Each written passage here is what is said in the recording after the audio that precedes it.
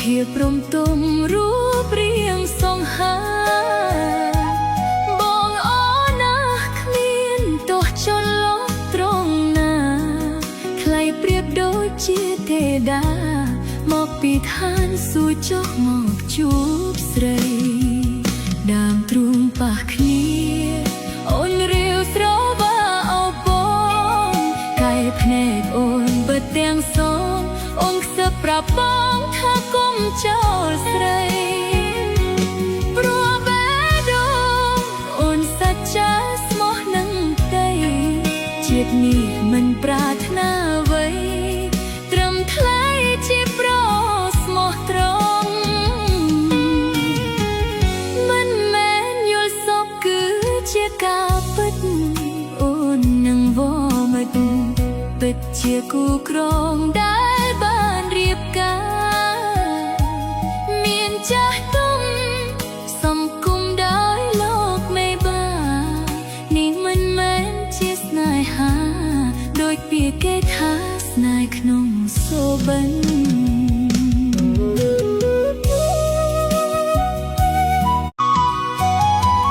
ក្រសោបអបស្រីដងទៀតបានទេ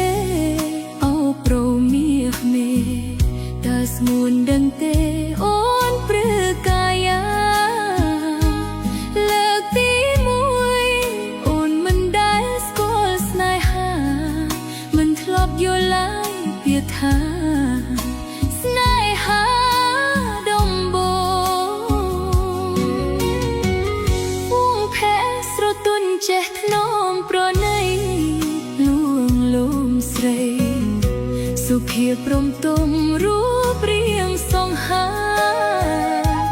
បងអូនណាគ្មានទោះចន្លោះត្រង់ណាใครเปรียบដូចជាទេដាមកពីឋានសួគ៌ចុះមកជួបស្រី